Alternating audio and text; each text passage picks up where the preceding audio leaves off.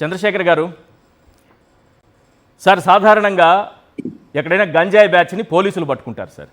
గంజాయి తీసుకెళ్తున్నటువంటి వాళ్ళని ప్రజలు పట్టుకున్నారు సార్ ఇక్కడ ఆంధ్రప్రదేశ్లో. అంటే ట్రెండ్ మారింది అనుకోవాలనా? చంద్రబాబు నాయుడు గారు 100 రోజుల్లో మార్పు తెస్తానన్నారు కదా, ఆ మార్పు ఇదేనా? మార్పు తీసుకొచ్చారు కదా సార్. వైఎస్ఆర్ కాంగ్రెస్ పార్టీ ప్రజల వద్దకు పాలన అని ప్రతి ప్రభుత్వ వ్యవస్థ యొక్క కార్యక్రమాలని గ్రామ గడపల దగ్గర, ప్రజల గడపల వద్దకి రేషన్ దగ్గర నుంచి చదువుల దాకా దాదాపు 500 రకాల ప్రభుత్వ కార్యక్రమాలని, పథకాలని వారు ప్రజల వద్దకు తీసుకొస్తే శ్రీ జగన్మోహన్ రెడ్డి గారు వీరు కూడా ప్రజల దగ్గరకు పాలన తీసుకొస్తానన్నారు. ఎలాంటిదంటే ప్రజల వద్దకే గంజాయి, పోలీసులే రక్షణగా గంజాయిని తరలిస్తూ దొంగలతో చేతులు కలిపి ఈ వ్యాపారాన్ని విచ్చలవిడిగా డ్రగ్ ఫ్రీ ఏపీ అని అధికారంలోకి రాకముందు వాడు చెప్పితే మనం అందరం ఏమనుకున్నామంటే డ్రగ్స్ లేకుండా ఆంధ్రాని చేస్తారనుకున్నాం.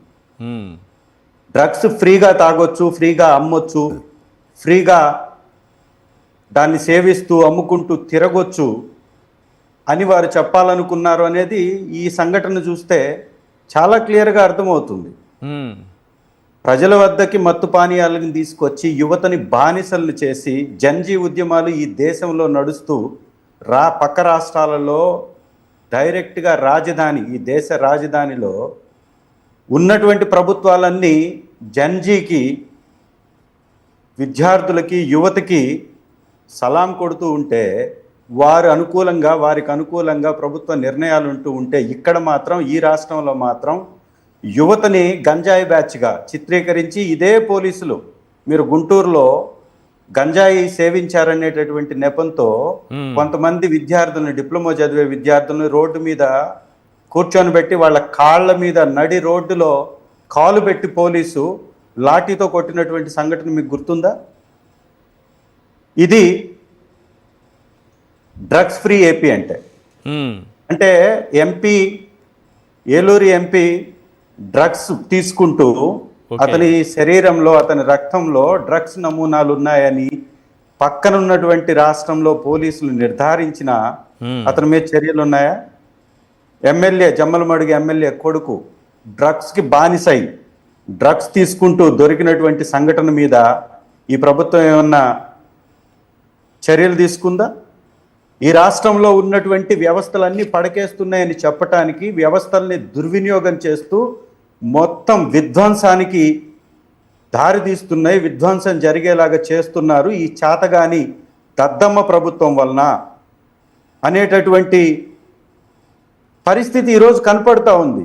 వర్క్ ఫ్రమ్ హోమ్ మంత్రి గారు అనితమ్మ గారు వారి నాయకుడు చెప్పినట్టుగానే వర్క్ని హోమ్ నుంచే చేస్తున్నట్టుగా ఉన్నారు. ప్రెస్ మీట్లకు మాత్రం 5G కిట్లను వాడుతుంది, పనికి మాత్రం 1Gని కూడా వాడుతున్నట్టుగా తను కనపడట్లేదు. ఎక్కడ పని మూలాలే కనపడవు. ఆవిడ ఎక్కడుందో తెలియదు, ఏ విధంగా స్పందిస్తుందో తెలియదు. 24 గంటల తర్వాత గంజాయి పట్టుబడ్డ తర్వాత ఎస్పీ గారు అక్కడ ప్రెస్ మీట్ పెట్టి ఇక్కడ పోలీసుల్ని ప్రజలే పట్టుకుంటే ప్రజలపై కేసులు పెట్టి నెపం నెట్టి ఆ కారు, అసలు ఆ కారు ఎవరిది? ఆ కారులో సివిల్ డ్రెస్సుల్లో పోలీసులు ఎందుకున్నారు? ఇద్దరు ఒకే చోట ఎందుకున్నారు? సరే, ఒకే చోట ఉన్నారు, వాళ్ళు అక్కడ ఉన్నటువంటి సంఘటన, వాళ్ళు పోలీసులని వచ్చినటువంటి సిఐకి తెలియకపోతే యూనిఫామ్లో ఉన్నటువంటి సిఐ ఆ కారుని ఎందుకు చెక్ చేయలేదు? చెక్ చేయకుండా ఎందుకు అడ్డుకున్నాడు? ఎందుకో పోలీసుల్ని తప్పించి ఆ కారులో ఉన్నటువంటి గంజాయిని, మద్యం బాటిళ్ళని ఈ ప్రపంచానికి తెలియకుండా చెయ్యాలని ఎందుకు అనుకున్నాడు? అంటే ఇది ఎవరన్నా పైనుండి నడిపిస్తున్నారా? ప్రభుత్వంలోని పెద్దలే నడిపిస్తున్నారా? అక్కడ ఉన్నటువంటి రాజకీయ నాయకులు నడిపిస్తున్నారా? ఈ గంజాయి వ్యాపారంలో తెలుగుదేశం పార్టీకి చెందినటువంటి నాయకులు ఉన్నారా? లేకపోతే చర్యలు ఎందుకు లేవు? ఎస్ఐలనో సిఐలనో కాపాడడానికి ఈ పైనుండి ప్రభుత్వం ఎందుకు పనిచేస్తుంది? FIRలో మీరు అడిగినట్టుగా వాళ్ళు పోలీసులని గంజాయి ఎవడన్నా రోడ్డు పక్కన నిలబడి బండి మీద పెట్టుకొని మూట పెట్టుకొని అమ్ముతారా సార్? అమ్ముతారా? పెట్టుకొని అమ్మేవాడు ఒకవేళ ఈ అమ్మేవాడికి అంత ధైర్యం మఫ్టీలో ఉన్న ఉంటే- పోలీసుల్ని, పైగా ప్రైవేట్ వెహికల్ అది చూస్తున్నాం కదా, పోలీస్ జీప్ కాదు. వాడు అంత ధైర్యంగా అమ్ముతున్నాడంటే పోలీస్ వ్యవస్థ పనిచేస్తున్నట్ట మీరేం చెప్పాలనుకుంటున్నారు? ఎఫ్ఐఆర్ లో మీరు పొందుపరిచినటువంటి అంశం నిజమైతే ఒక గంజాయి వ్యాపారి తన గంజాయిని తెచ్చుకున్నటువంటి మూటని బండి మీద పెట్టుకొని ఆ, ప్రజల మధ్యన రోడ్డు పక్కన నిలబడి అమ్ముతున్నాడు అంటే ఈ రాష్ట్రంలో ప్రభుత్వం లాండ్ ఆర్డర్ ఉందా? లేదు అని చెప్పాలనేదే మీ యొక్క ఉద్దేశమా? లేదు అని ఒప్పుకుంటున్నారా మీరు? చాలా క్లియర్ గా ఎక్కడెక్కడ గంజాయి విచ్చలవిడిగా అమ్ముతున్నారు అని చెప్పడానికి వాళ్ళ యొక్క మానస పుత్రిక పత్రిక ఈనాడు. ఏం రాసింది? ఇది ఈనాడు సార్. ఏం రాసింది? ఈనాడు 17వ తారీఖు 2 రోజుల ముందు ఓకే. ఈనాడులో వచ్చినటువంటి ఆర్టికల్ పొదిల్లో గంజాయి పడగ మ్మ్. Headline sir. ఇదే ప్రకాశం జిల్లా ఉమ్మడి ప్రకాశంలో మార్కాపురం జిల్లాలో పొదిల్లో, మ్మ్. ఉమ్మడి ప్రకాశంలో ఇప్పుడు అద్దంకిలో దొరికింది, ఉమ్మడి ప్రకాశంలో మార్కాపురం జిల్లాలో పొదిలిలో విచ్చలవిడిగా గంజాయి పడగ విప్పుతుంది అని చాలా క్లియర్ గా ఇంట్రాగేషన్ చేసినట్టుగా పోలీసులకి తెలియనట్టుగా వారు చెప్తున్నారు కదా. అసలు వీరు వీళ్ళు మాత్రం ఎక్కడి నుంచి ఎక్కడికి ఈనాడు వెళ్తున్నారు? పేపర్లో చాలా క్లియర్ గా ఏం గంజాయి రాశారంటే, కాదు సార్. విచ్చలవిడిగా గంజాయి దొరుకుతున్నటువంటి ప్రాంతం రైట్. పట్టణంలోని ఇరిగేషన్ కార్యాలయం పరిసర ప్రాంతాలు, ఓకే. విశ్వనాథపురంలోని ఎస్టీ కాలనీ, మ్మ్. జగనన్న కాలనీ దగ్గర, మ్మ్. ఇవన్నీ ప్రాంతాల్లో టౌన్ సెంటర్ లో, Yes. బస్ స్టాండ్ సెంటర్ లో ఇదిగో ఈ ప్రాంతాల్లో గంజాయి దొరుకుతుంది అని ఈనాడు పేపర్ లో రాశారు. కాదు, ఈ ఈ కేసులో నిజంగా పర్టికులర్గా పోలీసులు ఈ కేసులో వాళ్ళు ఎక్కడి నుంచి ఎక్కడికి ప్రయాణిస్తున్నారు, అసలు ఈ గంజాయి వాళ్ళ దగ్గరికి ఎలా వచ్చింది, దీని వెనుక ఎవరున్నారు, పోలీసు పెద్దలే వాళ్ళని సేవ్ చేసేలా చేయడం అంటే ఏ స్థాయిలో ఇక్కడ మాఫియా నెట్వర్క్ నడుస్తోంది? అదే సార్ నేను అన్నది కూడా అదే. ఇది పెద్దల హస్తం లేకపోతే, ప్రభుత్వంలోని పెద్దలు సహకరించకపోతే ఓకే. ఈ తెలుగు డ్రామాల పార్టీ ఎఫ్ఐఆర్ లో ఈ డ్రామాని ఎలా నడిపిస్తుంది? నిజంగా బాధ్యత కలిగినటువంటి ముఖ్యమంత్రి చంద్రబాబు నాయుడు గారు అయితే, హోంమంత్రి నిజంగా పని చేస్తూ ఉంటే ఆ పోలీసుల మీద కేసు ఎందుకు నమోదు చేయలేదు? సివిల్ డ్రెస్ లో ఉన్నటువంటి పోలీసులు వారు ఆ గంజాయిని ఏ విధంగా తరలిస్తారో దాన్ని పై అధికారులకి ఎందుకు తెలపలేదు ముందుగానే? పట్టుకోక ముందే, ఈ యాక్సిడెంట్ కాకముందే దాన్ని రికవరీ చేస్తున్నట్టుగా పై అధికారులకు గాని ఇంకెవరికైనా గాని ఎందుకు చెప్పలేదు? వారు మద్యం మత్తులో యాక్సిడెంట్ చేసింది అక్కడ ఉన్నటువంటి స్థానికులు చాలా స్పష్టంగా తెలియపరిచారు. మద్యం మత్తులో ఉన్నారు పోలీసులు. మద్యం మత్తులో ఉన్నటువంటి పోలీసులు యాక్సిడెంట్ చేసి దొరికిపోతే వాళ్ళని మళ్ళీ సిఐ వచ్చి ఎందుకు రక్షించాలని చూశాడు? సిఐని ఎవరు ప్రొటెక్ట్ చేశారు? సిఐని పంపించింది ఎవరు? ఎస్పీ గారికి కూడా ఈ విషయం 24 గంటల తర్వాత స్పందించారంటే పైనుంచి ఏమన్నా ప్రెషర్ వారి మీద కూడా ఉందా? ఎందుకు ఇవన్నీ ఈ రకంగా జరుగుతుంది? గతంలో హోంమంత్రి గారు మేము వచ్చిన వెంటనే ఉక్కుపాదంతో తొక్కి వేస్తామన్నారు. ఏవైనా ఈ ఉక్కుపాదాలు తుక్కుపాదాలయ్యాయా? డ్రోన్లతోటి నిఘా పెడతామన్నారు, డ్రోన్లతోటి ధ్వంసం చేస్తానన్నారు, ఫ్రీ గంజాయి స్టేట్ గా ఆంధ్ర రాష్ట్రాన్ని చేస్తానన్నారు. ఒక్క విశాఖ ఏజెన్సీలోనే దాదాపు 900 కేసుల పైచిలుకు ఈ మధ్య కాలంలో జరిగినట్టుగా అనధికారిక లెక్కలు చెప్తున్నా కేసులు ఎందుకు నమోదు చేయట్లేదు?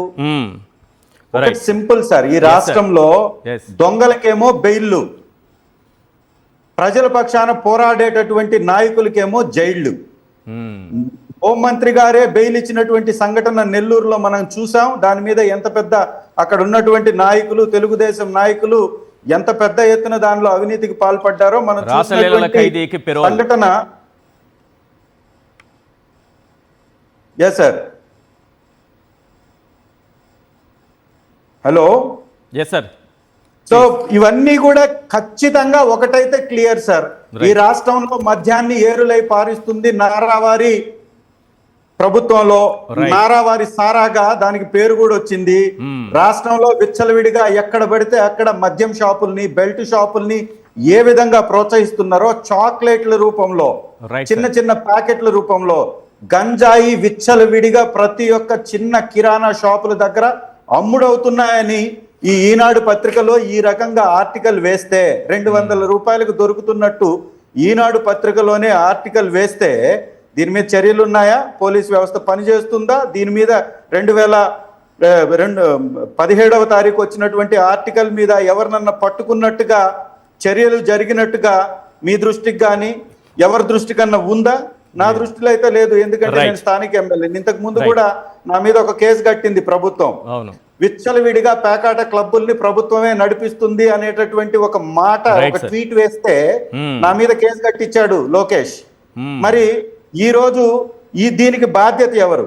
చిన్న చిన్న బిడ్డలు, యువత గొంతులు కోసేస్తున్నారు గంజాయి మత్తులో. మాచర్లో జరిగినటువంటి సంఘటన మీరు ఒక్కసారి కానీ గమనిస్తే సభ్య సమాజం సిగ్గుపడేలాగా, మానవత్వం మంట కలిసిపోయేలాగా అక్కడ జరిగినటువంటి సంఘటన, వినుకొండలో జరిగినటువంటి సంఘటన, కొబ్బరికాయలు కత్తి తీసుకొని నరికి చంపినటువంటి సంఘటన, మచ్చుమరిలో బాలిక మీద అఘాయిత్యం చేసి ముక్కలు ముక్కలుగా నరికి పడవేస్తే ఈ రోజుకి ఈ చెత్త ప్రభుత్వం, మొద్దు ప్రభుత్వం, పనికి మాలినటువంటి ప్రభుత్వం, దద్దమ్మ ప్రభుత్వం ఈ రోజు వరకు ఆ యొక్క ఘటనని తేల్చలేకపోయింది. అదే విధంగా సుగాలి ప్రీతి Yes. కేసులో జరిగినటువంటి దాన్ని తప్పుదోవ పట్టించి వైఎస్ఆర్ కాంగ్రెస్ పార్టీ మీద నెపం నెట్టి ఆ తల్లి ఈ రోజు యాత్ర Right. ఆ చేసుకోవడానికి కేసులన్నీ బయటకు పోతే మాట్లాడండి. పోలీసులను అడ్డం పెట్టేసి ఆ యాత్రను అడ్డుకున్నారు. అంటే ఎస్.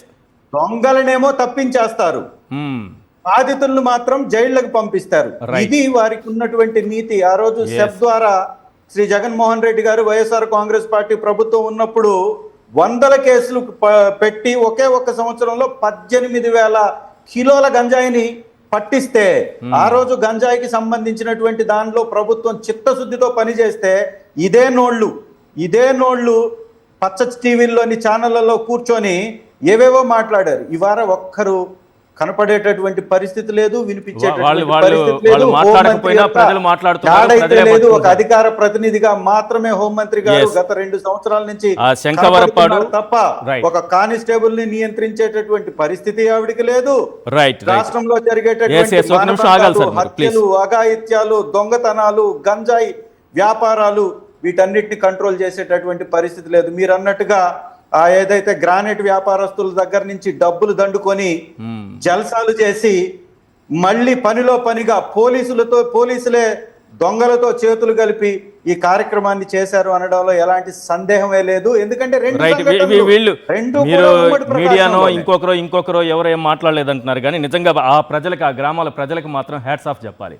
శంఖవరపాడు, ధర్మవరం వాళ్ళు వచ్చి ధైర్యంగా పట్టుకుని బయట ప్రపంచానికి తెలియజేశారు వీడియోలు తీసి మరి.